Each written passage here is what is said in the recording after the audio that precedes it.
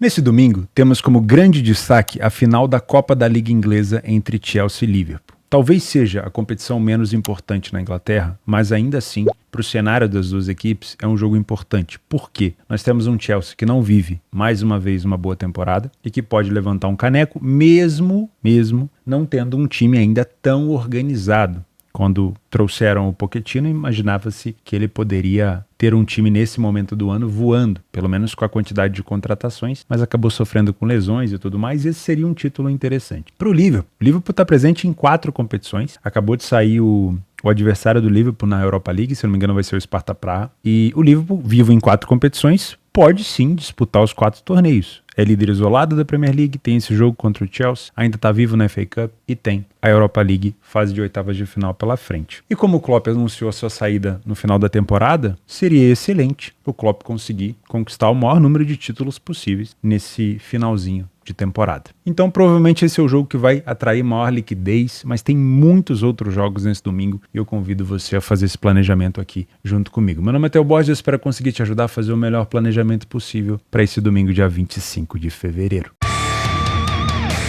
Começamos o nosso planejamento às 8h30 da manhã na Juventus com o Frosinone. Muito obrigado pela sua companhia em mais um planejamento por aqui. Tô dando risada porque eu tava analisando uns comentários que vocês deixam aqui no canal. Eu leio todos. Eu tava dando risada. Tinha um rapaz, acho que chama Jonathan, que comentou que tá emagrecendo com a minha ajuda, porque ele assiste o BDM na esteira e geralmente os vídeos de sábado e domingo são maiores, então ele pode se exercitar mais. Cara, eu fico... Obviamente eu dei risada, mas eu fico muito feliz de você estar usando o BDM dessa maneira também. É uma ótima forma de você já se planejar e também já se exercitar, né? Para quem não sabe, eu ainda tô num processo de emagrecimento. Eu tô com o rosto até um pouco mais fino comparado ao que eu tava antes. Eu tenho umas fotos da época que eu gravei um curso com o Tavares e o Netuno em 2019, lá em Porto Alegre, que eu tô parecendo um baiacu inchado, né? E aquelas fotos ali revelam uma fase da minha vida que, poxa, eu não me cuidava em nada, né? E a gente tem um trabalho bem sedentário, que prejudica muito os joelhos, a postura. Tenho tido problemas de memória, né? Muitos problemas de memória. Então, praticar exercícios regularmente me ajuda muito, principalmente a gente que trabalha mais sentado. Não sei qual é o seu... Se você não trabalha aqui integralmente, se você tem outra profissão, se você trabalha sentado, é muito importante que você faça exercício. Fica aí uma dica. Se você tiver uma bicicleta, uma esteira, excelente. Principalmente esses vídeos de domingo e sábado que são maiores. Nossos queridos episódios de Game of Thrones, tá bom? Então fica a dica, faça como o nosso amigo que está usando o BDM para emagrecer. Uma excelente dica, eu acho legal. E obviamente, você que está se sentindo mal com a sua aparência acima do peso, assim como eu, nada melhor do que você tomar a atitude de fazer alguma coisa. E assim como o BDM que eu faço aqui todo dia, se você cuidar da sua saúde, cuidar um pouquinho da sua alimentação, todo dia você vai ter resultado, né? Então, eu costumava, antes de começar a me exercitar, eu costumava pensar, poxa, se eu fosse tão focado e empenhado em cuidar de mim do jeito que eu cuido, do meu canal do YouTube e do meu trade, eu estaria voando. E aí eu falei, por que não? Por que não, né? Então, vambora. Vamos começar com Juventus e Frosinone. Eu fico chateado com a Juve, porque esse campeonato italiano ele podia estar muito mais animado. Mas depois da derrota para a Inter de Milão, a Juventus perdeu para o Udinese em casa e empatou com o Verona. Foi uma sequência péssima de 4 jogos que deixou a Juventus 9 pontos atrás da Inter e com um jogo a mais. Isso praticamente, olha só, eu não estou aqui cravando, mas praticamente encerra o campeonato. É muito difícil a Inter de Milão, do jeito que ela está jogando, com apenas uma derrota em 24 jogos, devolver esse título para a Juventus. É muito provável que aqui o campeonato já tenha se resolvido, né? A Juventus tinha tudo para bater de frente com a Inter, porque a Inter, teoricamente, tem vantagem agora contra o Atlético de Madrid no jogo da volta da Champions. A Juventus não disputa nenhuma competição da UEFA esse ano, só está viva na Copa Itália, mas ainda assim os jogos são espaçados, mas a Juventus não conseguiu na hora de botar pressão na Inter, a Juventus não conseguiu vencer, inclusive jogou mal o jogo contra a Inter e acabou deixando a Inter ir embora. Então, nós temos realmente um campeonato italiano praticamente definido em relação a campeão, a não ser que algo muito difícil aconteça. Porém, a Juventus não pode pensar só em título. A Juventus tem que pensar na Liga dos Campeões, porque ela não esteve presente nessa temporada por incompetência. Então a Juventus, obviamente, tem que olhar para baixo. Nesse momento que eu estou gravando esse vídeo, o Leverkusen acabou de vencer a equipe do Mainz e o Bolonha está vencendo a equipe do Verona por 2-0. Isso está colocando o Bolonha com 48 pontos. 48 pontos tem o Bolonha, 52 tem o Milan, 54 a Juventus. E a Atalanta, que está jogando muito bem, tem um jogo a menos e tem 45 pontos. Então, sinceramente, não é porque a Juventus, teoricamente, não vai brigar pelo título mais, que ela tem que abandonar o campeonato, porque ficar de fora da Champions de novo seria um grande problema. A Juventus vai pegar um time que briga hoje contra o rebaixamento. O Frosinone está com uma pontuação de 3 pontos a mais apenas do que o Verona. Nesse momento, como o Verona vai perdendo, é até um bom resultado para a equipe do Frosinone. Como visitante, o Frosinone ainda não venceu nenhuma partida, nem ele, nem o Cagliari, nem a equipe do Lecce. Vamos utilizar o nosso PDF de apoio. Teve muita gente que pediu para eu adicionar o Azerbaijão no PDF de apoio e ele será adicionado, tá? Campeonato indiano também. Fica tranquilo, você que assina o clube de membros aqui, sempre que eu puder atender esses pedidos, eles serão atendidos. E eu vou, obviamente, fazer novas reformulações no PDF de apoio para que ele tenha novas informações, para que ele deixe o nosso trabalho mais fácil. É igual aqui, ó. A gente bate o olho e a gente já sabe quais são os principais problemas da Juve e, obviamente, os principais problemas do Frosinone. Além de não ter vencido nenhum jogo, o time do Frosinone tem muita dificuldade defensiva. É uma das equipes que mais sofre gol fora de casa no campeonato. Estou até procurando aqui se ele não é a maior. É sim, é a equipe que mais sofre gol fora de casa no campeonato. Com 30 gols sofridos, à frente do Sassuolo, que está numa péssima fase também, que sofreu 29. Então, é a pior defesa fora de casa do campeonato. Tem um ataque muito frágil, mas não é o pior ataque da competição. O time da Juventus não é mais um dos melhores mandantes, mas ainda tem muita iniciativa, uma boa defesa e um bom poderio ofensivo. O primeiro tempo da Juve, no entanto, não é bom. Então, se a gente quer buscar alguma coisa a favor da Juventus no pré-live no primeiro tempo, talvez não seja uma boa ideia. Mas para você que é um trader, se a Juventus surpreender a gente e mostrar algo diferente do que ela vem demonstrando dessa estatística aqui, pode sim ser interessante. O que a gente pode destacar de ponto negativo é a quantidade de gols sofridos pelo Frosinone no primeiro tempo. E a quantidade de derrotas, quase 60%. Mesmo a Juventus não jogando bem, ainda é um adversário bem acessível. No segundo tempo, o Frosinone consegue a façanha de chegar a 75% de derrota e consegue aumentar o número de gols sofridos. E aqui a Juventus melhora muito. Isso significa que se a Juventus chegar empatando esse jogo no segundo tempo, a gente pode tentar buscar uma vitória da Juve por aqui. As duas equipes se destacam um pouquinho na bola aérea, a Juventus se destaca mais, tem mais gols marcados de cabeça, principalmente se o Vlahovic jogar, é um excelente cabeceador, e dá para perceber que é o time do Frosinone que tem maior dificuldade defensiva, então nós temos um encaixe entre a boa bola aérea ofensiva da Juventus e a frágil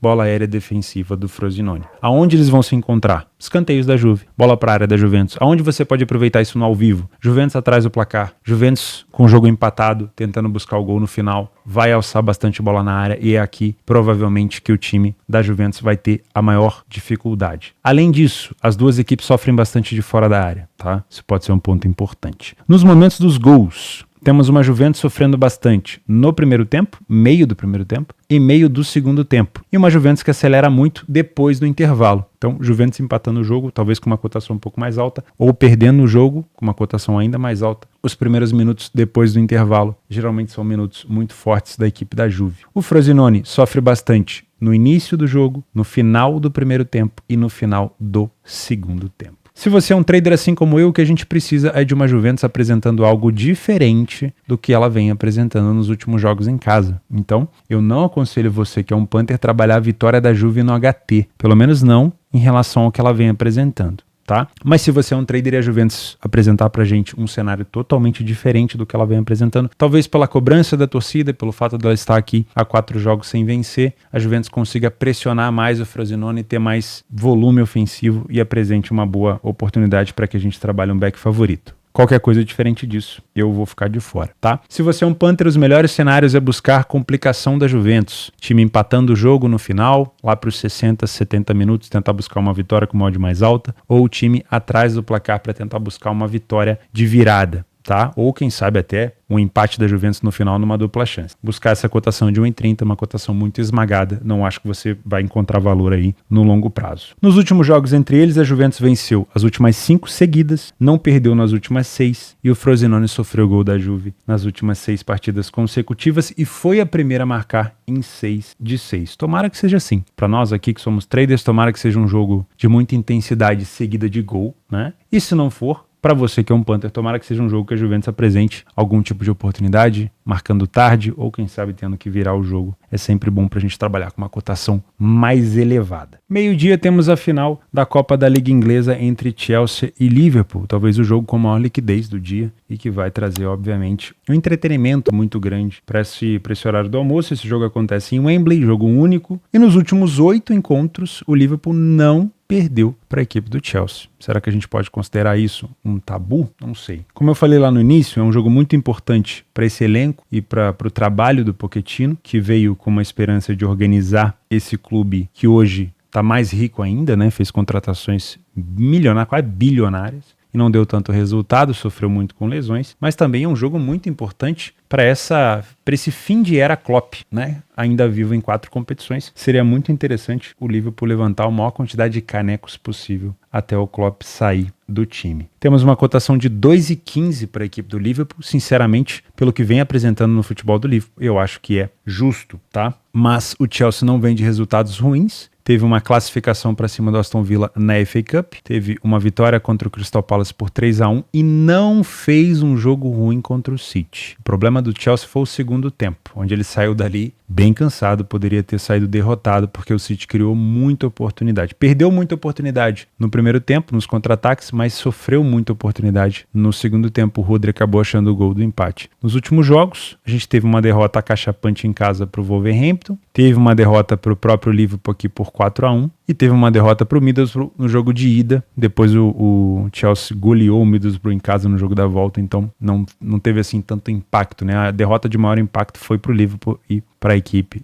do Wolverhampton. O Liverpool vem de uma virada para cima do Luton, mais uma virada do Liverpool dentro de casa, onde o Liverpool sai atrás, acelera muito depois do intervalo, o Klopp consegue incendiar a equipe e o time volta completamente ligado para virar o jogo. Goleou a equipe do Brentford, venceu a equipe do Burnley, tinha perdido para o Arsenal, venceu a equipe do Chelsea, então o maior destaque negativo aqui foi essa derrota para o Arsenal na Premier League. Utilizando o PDF de apoio, nós temos 2 equipes com pouca iniciativa. O Liverpool, principalmente fora de casa, é uma equipe que esse ano, pelo menos no início do campeonato, teve que virar vários jogos, teve que buscar recuperação em vários jogos. O Chelsea também não sai tanto na frente do placar. O Liverpool marca um pouco mais de gol, mas as 2 equipes passam de uma média de 1 gol por jogo sofrido, tá? Então, defensivamente, são 2 equipes com problemas, gerando ali na margem de 25% dos jogos apenas sem sofrer gol. O primeiro tempo das 2 equipes é muito parecido. O Chelsea perde um pouco menos, mas toma a mesma quantidade de gols, praticamente no mesmo número de vitórias e gols marcados. No segundo tempo, uma melhora na parte ofensiva do Liverpool, 10 gols marcados a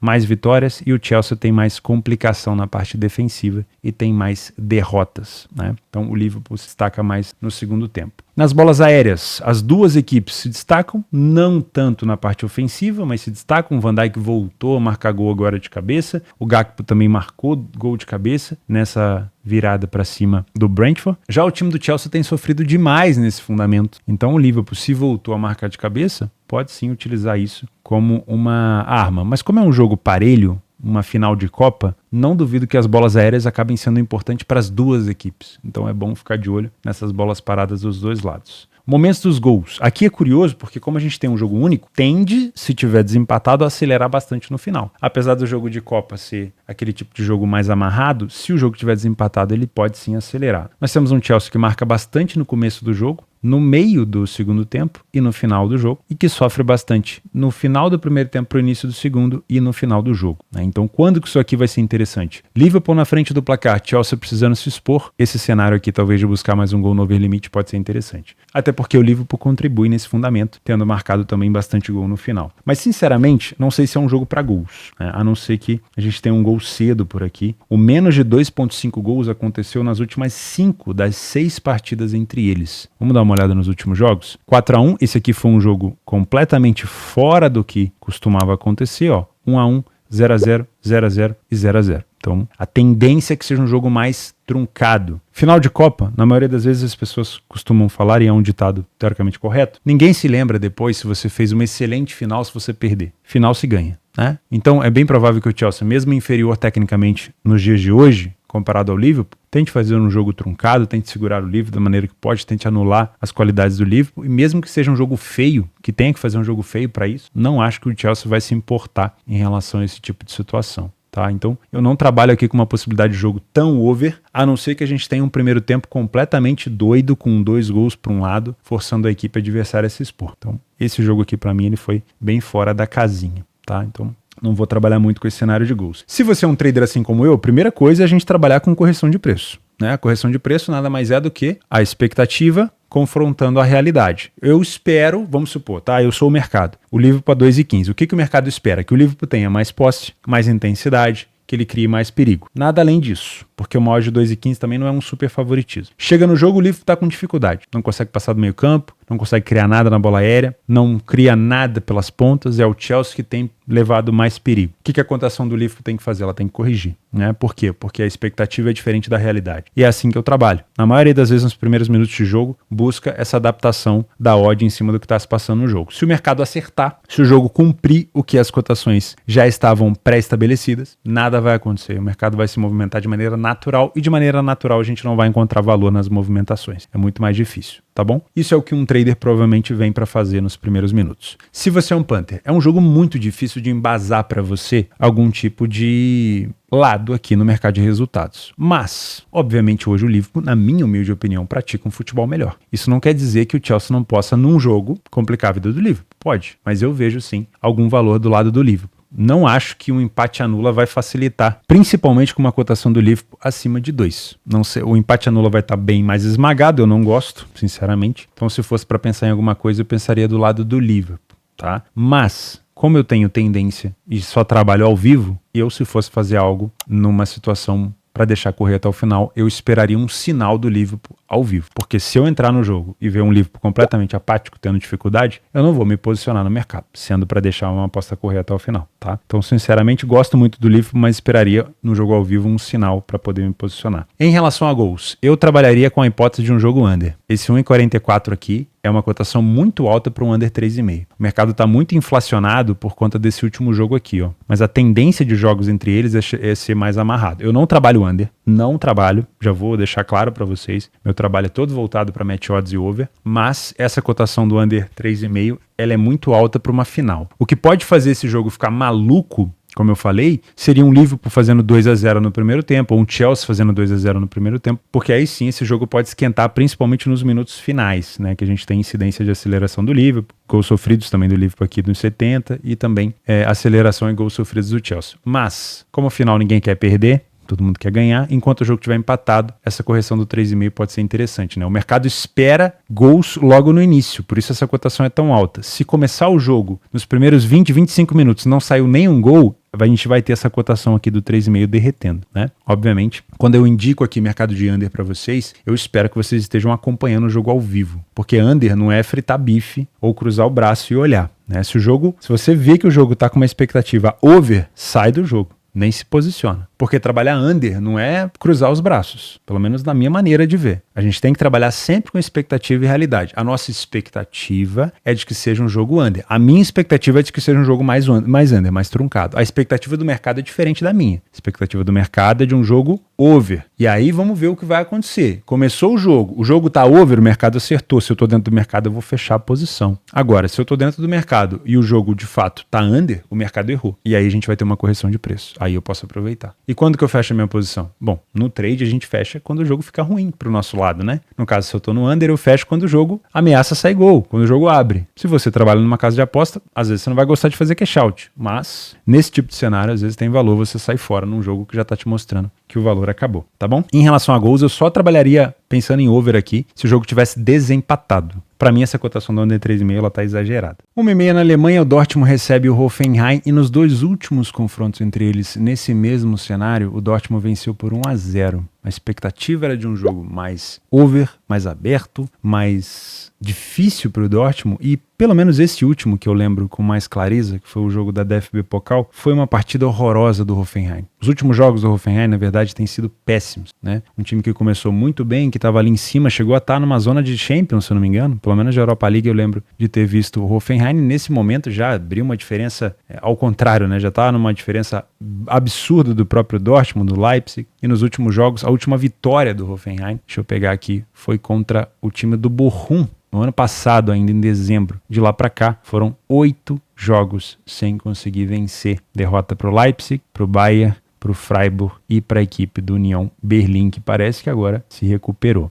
Destaque positivo para o Hoffenheim, que fora de casa ele vem marcando em quase todos os jogos, não conseguiu marcar aqui contra o Bayern de Munique. E olha que criou bastante, né? Teve bola na trave, se não me engano, 1 ou 2 vezes. Mas ainda assim é uma média de gols sofridos muito alto também. Apesar de marcar em quase todos os jogos, sofreu 2 para o Borussia Mönchengladbach, 3 para o Leipzig, 3 para o Bayern de Munique, 3 para o Freiburg e 2 no empate contra a equipe do Wolfsburg. O Borussia Dortmund vem de empate contra o PSV na Liga dos Campeões, as oitavas de finais de jogo de ida na Holanda, e vem de um empate contra o Wolfsburg 1-1. Dentro de casa, a equipe venceu o Freiburg por 3-0 e o Bochum por 3-1, mas vem sofrendo gol também com uma frequência bem alta. Utilizando o PDF de apoio, nós temos um Dortmund com mais iniciativa, saindo na frente do placar. Porém, o número de gols marcados pelo Hoffenheim é alto. Isso aqui a gente analisou juntos na hora da DFB Pokal. Até imaginei que o Hoffenheim pudesse complicar bem mais a vida do Dortmund e não aconteceu. Vamos ver se nessa partida o Hoffenheim desbloqueia um pouco essa nhaca dessa fase ruim, né? Porque é um time forte ofensivamente, mas é um time que sofre bastante. De novo, ó, sempre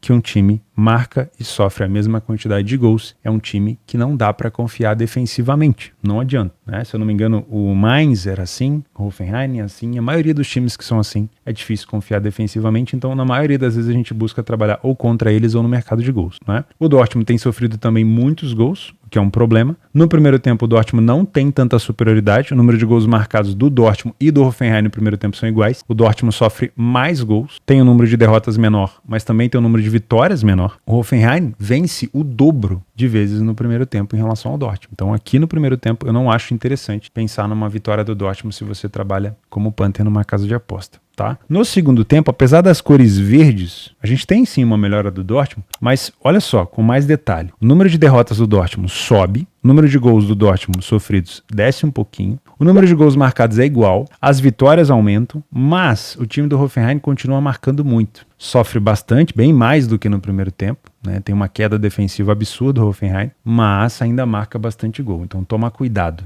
né? Se o Hoffenheim não for tão covarde nesse jogo, como foi no último jogo da Pokal, ele pode sim complicar a vida do Borussia Dortmund por aqui. O Hoffenheim não é um time tão bom de bola aérea, o Dortmund já sofre bastante nesse fundamento, né? E o Dortmund é um pouquinho melhor nos escanteios, mas o Hoffenheim não sofre tanto nesse fundamento. Nos momentos dos gols marcados, acho que a única coisa que vale comentar é o final dos jogos do Dortmund, com bastante gols sofridos e marcados, e o início do Dortmund, que tem vários gols sofridos nos primeiros minutos, que é justamente onde o Hoffenheim tem uma aceleração maior. Se você é um trader, dá pra gente confiar nesse primeiro tempo do Dortmund? Olha, com todo respeito, eu não confio, tá? Isso aqui parece que eu sempre nos jogos do Dortmund eu repito isso. Mas se o Dortmund me apresentar algo diferente do que a gente está vendo em números, estarei lá. Vou dar esse voto de confiança. Agora, em cima do que eu tô vendo do Hoffenheim, marcando a mesma quantidade do Dortmund, sofrendo menos gols, tendo o dobro de vitórias, se o Hoffenheim não se comportar de maneira covarde, se ele for para cima do Dortmund, a gente pode ter sim o Dortmund se complicando por aqui, tá? Então eu não viria com tanta expectativa para pegar algo a favor do Dortmund. A fase do Dortmund é boa, a do Hoffenheim é ruim, mas ainda assim é um primeiro tempo do Hoffenheim muito bom. Se você é um Panther com essa cotação baixa, em cima de um Dortmund que não faz um bom primeiro tempo, que tem um primeiro tempo pior do que o do Hoffenheim, e em cima de um Hoffenheim que pode marcar gol no Dortmund, se existe a possibilidade do Dortmund ter uma cotação mais elevada, se você quer buscar uma vitória do Dortmund, eu te aconselho a trabalhar nessas situações de complicação. Se o Dortmund abrir o placar cedo e resolver, paciência, não deu oportunidade, a gente vai para o próximo jogo. Apesar dos últimos 2 jogos entre eles ter sido 1-0, eu acredito num jogo para gols, tá? Eu acredito. O Hoffenheim, se não for tão covarde, ele pode marcar por aqui. Gosto desse ambas marcam, mas dessa cotação eu não entro. A gente tem que ter uma cotação aqui mais elevada. E também gosto desse 2,5. Essa cotação é pior ainda, tá? Então eu gosto do cenário 2,5 e de um ambas marcam, mas das cotações de pré-live não entraria nesse tipo de odd. No meio do domingo tem o Fla-Flu. Esse é um jogo que vai reduzir um pouco a expectativa em relação à importância, porque são 2 equipes já classificadas praticamente para as semifinais do Carioca, né? Mas vale a liderança dessa tabela de classificação, né? O Flamengo tem 21 pontos, o Fluminense também. Em caso de vitória do Fluminense, por exemplo, ele ultrapassa o Flamengo e aí teria, por exemplo, a possibilidade de pegar o 4º colocado nesse momento, o Vasco, e jogaria pelo empate. Na verdade, o primeiro e o segundo colocado já tem essa vantagem, né? Eu não acho que Flamengo e Fluminense vão perder a primeira e segunda colocação. Então tem a questão da Taça Guanabara, né? Se for o primeiro colocado, finaliza com um título ali na Taça Guanabara e pega o quarto colocado. Nesse momento, como o Nova Iguaçu é o terceiro colocado, não sei não se evitar o Vasco não seria ruim, né? Então, nós temos um clássico importante, mas talvez com a importância um pouco reduzida por conta dessa questão das duas equipes já estarem classificados, né? Depois desse jogo vai ter só mais uma rodada. E ainda tem a questão do Fluminense, que enfrenta agora na volta a LDU, perdeu na casa da LDU por 1-0, num jogo onde o Fluminense tomou muito aperto da LDU. Poderia ter sido uma goleada. A LDU fez um excelente jogo, dificultou bastante a vida do Fluminense, óbvio. Agora, no jogo da volta, o Fluminense tem tudo para ser campeão, porque pela quantidade de chances que a LDU criou e não concretizou, dá para dizer que a LDU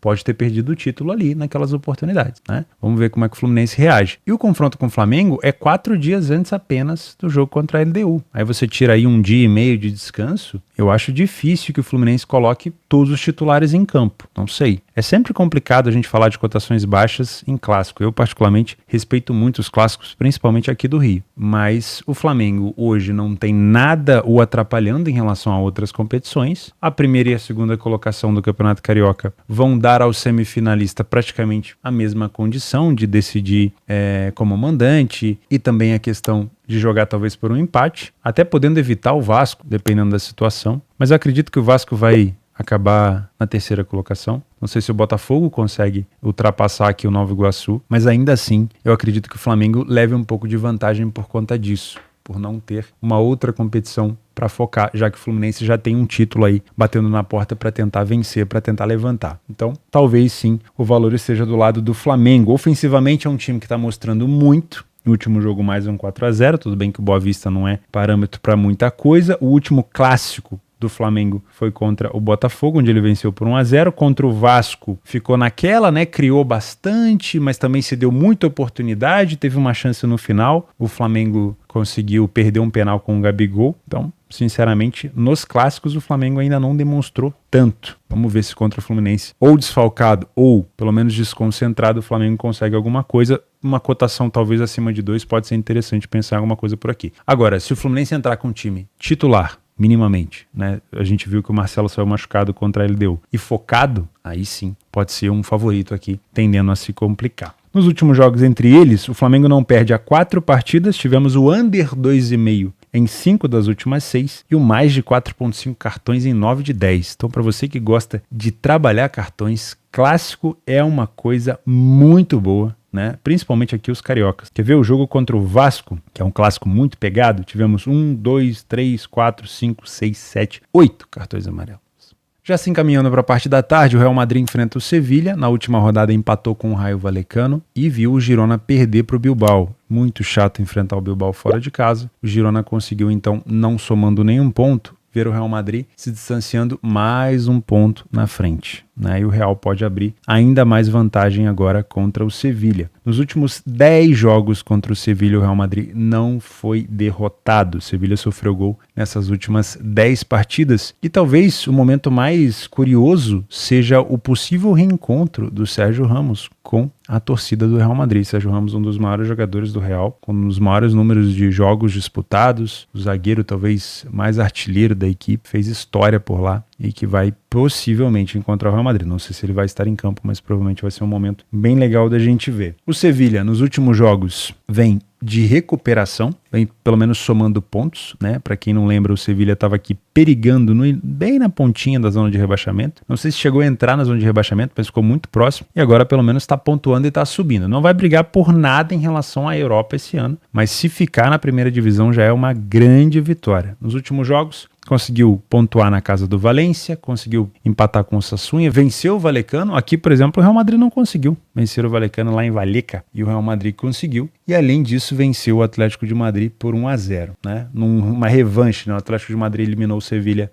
da Copa do Rei e o Sevilha venceu o Atlético de Madrid na La Liga. Os últimos jogos do Real Madrid dentro de casa, uma vitória contra o Girona, um banho, né, contra o Girona, um empate contra o Atlético de Madrid, vitória contra o Almeria no último lance praticamente, não jogou bem, vitória contra o Barcelona, aqui foi na Supercopa da Espanha, né, no título, e também na Supercopa o Atlético de Madrid. Então esses dois jogos não foram em casa, foram lá na Arábia Saudita. O Real Madrid tem sido muito forte em casa, poucas vezes falha em marcar, média de 2,5 gols marcados por jogo, muita iniciativa. O Sevilha tem dificuldade ofensiva, tem sofrido gol com frequência, média de 1,5 gols sofridos por jogo, uma equipe que só venceu 2 vezes fora de casa. O primeiro tempo do Real é melhor, porém, o número de gols marcados pelo Sevilha é alto. Primeira coisa para a gente tomar cuidado. Porém, o número de gols sofridos pelo Sevilha também é alto, 3 vezes mais do que o do Real Madrid. No segundo tempo, como um bom treinador que é, Ancelotti dá um jeito aqui no Real, continua com poucos gols sofridos e dobra o número de gols marcados. Já o Sevilha reduz drasticamente o número de gols sofridos, mas aí também tem a sua força ofensiva reduzida. As duas equipes são muito boas na bola aérea e sabe quem marca muito gol de cabeça? Sérgio Ramos. Será que a gente vai ter a lei do ex por aqui? Pode ser, hein? Se ele entrar em campo. E as duas equipes têm sofrido nesse fundamento, principalmente o Sevilha.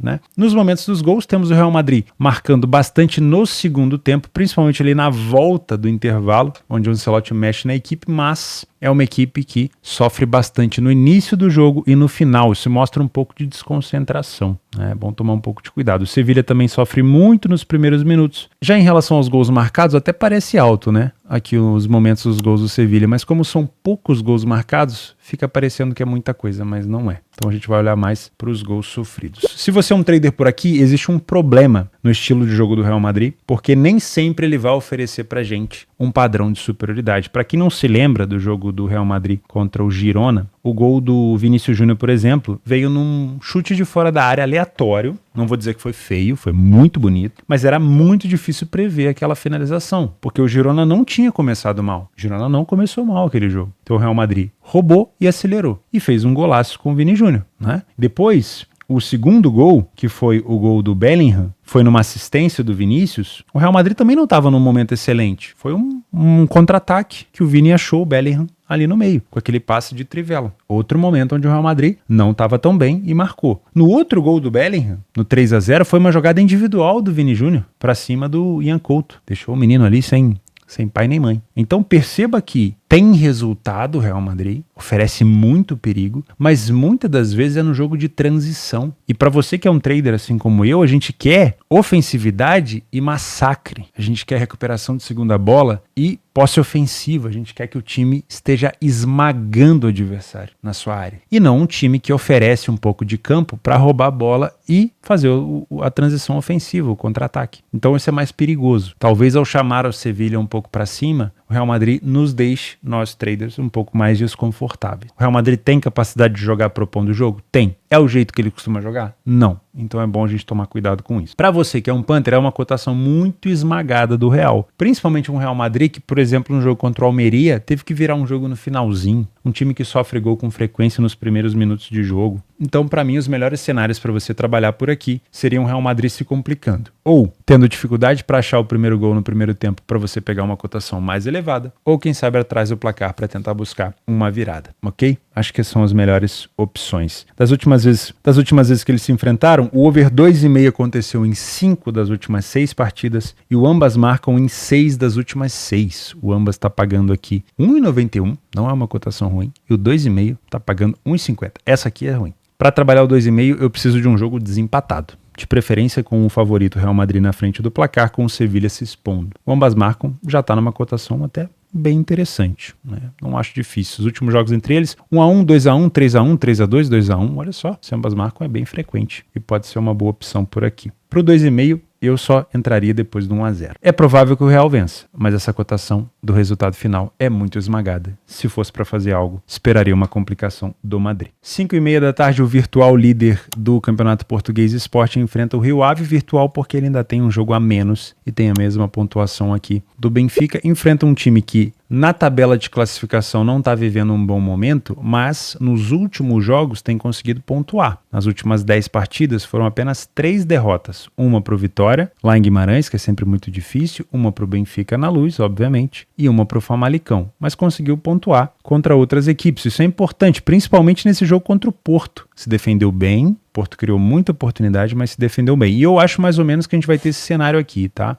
um Sport tentando furar essa retranca do Rio Ave e oferecendo pra gente um bom padrão de superioridade. O Sport é um dos melhores visitantes da competição e o time do Rio Ave não toma tanto gol assim dentro de casa. Utilizando o PDF de apoio, nós temos duas equipes com iniciativa. Primeira situação para a gente tomar cuidado com o Rio Ave. O Sport sai bastante na frente, mas o Rio Ave também. As duas equipes falham um pouco em marcar, o Sport não falhou, mas o time do Rio Ave não tem uma média de gols tão alta como a do Sport. Porém, o Sport tem sofrido gol com frequência fora de casa. Nos últimos jogos, sofreu do Young Boys, sofreu do Braga, sofreu do Vizela. Então, é bom a gente tomar um pouco de cuidado com isso. No primeiro tempo, o Sporting é melhor, mais gols marcados, menos gols sofridos, mais vitórias, nenhuma derrota. Mas, elogios para a defesa do Rio Ave, que pode tentar segurar o Sporting por aqui. No segundo tempo, melhora ofensivamente do Rio Ave, mas com uma melhora ofensiva também vem uma piora defensiva. A mesma coisa acontece com o Sport. Melhora a parte ofensiva, já era boa, melhora um pouquinho, mas piora a parte defensiva. As duas equipes têm praticamente os mesmos números de vitória e derrota, então é um segundo tempo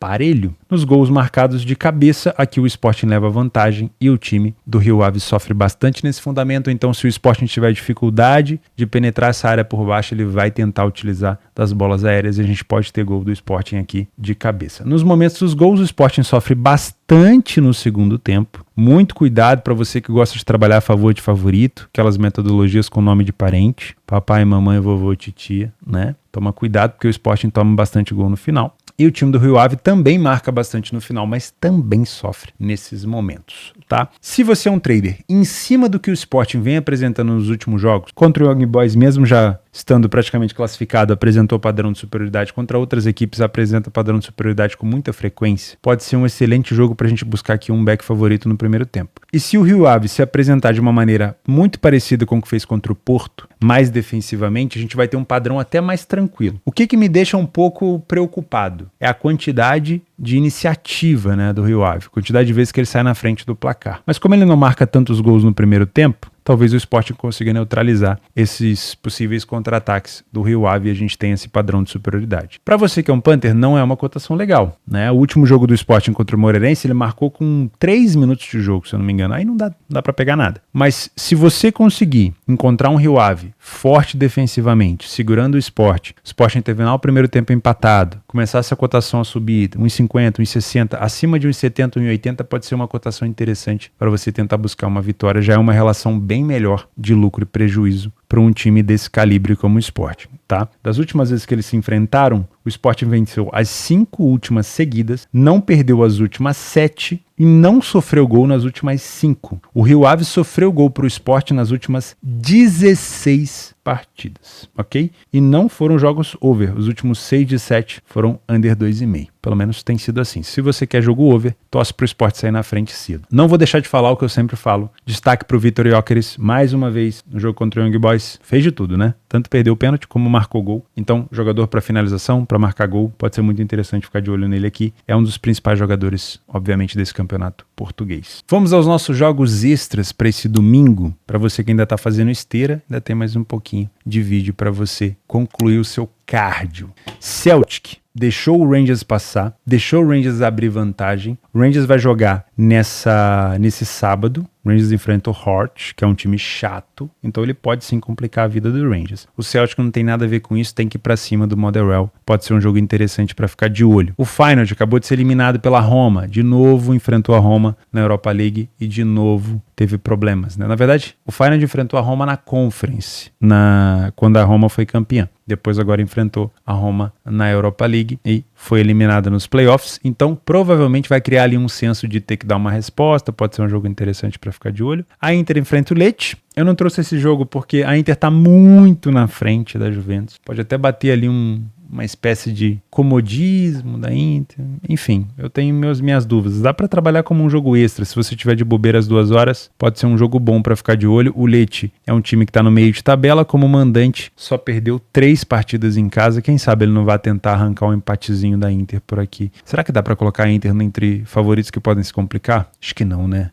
Eu vou deixar aqui do jeito que tá. Benfica e Portimonense, com essa cotação eu tô fora catapora. Real Madrid também cotação esmagada. Vamos tomar cuidado, tentar buscar tanto o Sport quanto o Real Madrid, tentar buscar cenários onde eles se compliquem pra gente buscar uma cotação melhor. Falando em complicação, favoritos que podem se complicar. Napoli enfrenta o Cagliari. O Cagliari é um time chato pra caramba, na tabela de classificação aqui tá dentro da zona de rebaixamento, mas como mandante é um time muito chato de se enfrentar. Tem a volta do Osimhen, pode ser interessante. PSG e Rennes, o time do Rennes também é muito do chato e o PSG já tá a anos-luz de vantagem do segundo colocado, então ele tá simplesmente cagando pro campeonato francês. Borussia Dortmund enfrenta o Hoffenheim, já falamos. O Porto pega o Gil Vicente já conseguiu complicar a vida do Porto recentemente, numa vitória no Dragão por 2-1. Foi no Dragão ou foi jogo de Copa? Agora eu quero ver. Dá um minuto aí que eu vou ver. Gil Vicente, Porto, últimos jogos entre eles, 2-1 no Dragão. 22ª rodada, 2-1.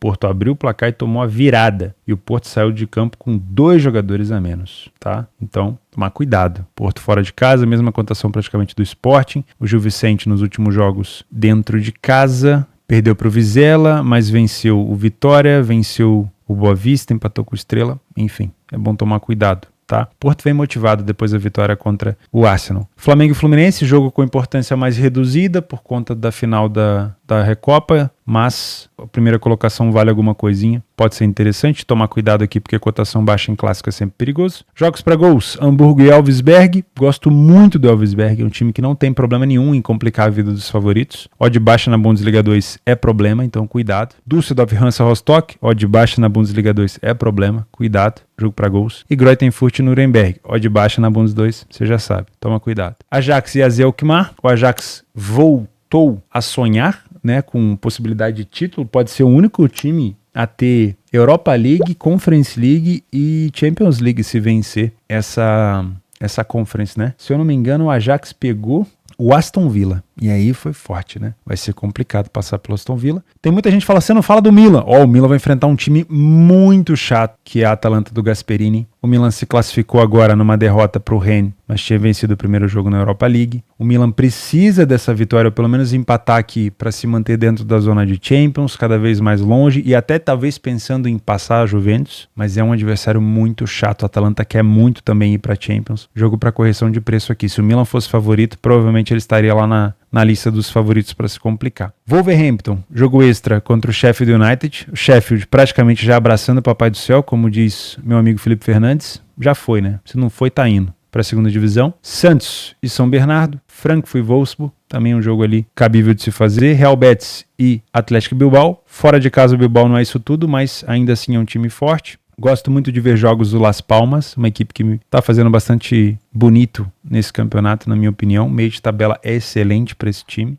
Em Israel, o Maccabi Haifa enfrenta o Ashdod. Temos o Augsburg enfrentando o Freiburg. O Freiburg acabou de se classificar para as oitavas de final da Europa League, não me lembro quem que ele pegou. São Paulo pega o Guarani e o Corinthians enfrenta a Ponte Preta. Duas equipes de Campinas. São Paulo pegando o Guarani em Campinas e o Corinthians enfrentando a Ponte na sua casa. Vou ficando por aqui. Juízo, gestão, vai com calma, não inventa moda. Espero de novo conseguir ver você amanhã com a banca no lugar, viva, né? Quando eu falo viva, é de preferência que se você perdeu algum dinheiro, que esteja dentro do seu planejado, né? Saia fazendo cagada, querendo pegar um caminho mais rápido, um caminho mais fácil. Nem sempre o caminho mais rápido e mais fácil é o melhor caminho. Não é à toa que a gente está aqui todos os dias, né? Eu planejo meu dia todo dia para trabalhar da melhor maneira possível. Eu prefiro sair aqui do escritório puto, com prejuízo, entalado em prejuízo, mas tendo feito o que eu podia fazer da maneira correta, do que sair daqui com dinheiro no bolso, sabendo que eu fiz merda. Porque eu tenho certeza que se eu continuar na direção fazendo merda, eu vou devolver tudo.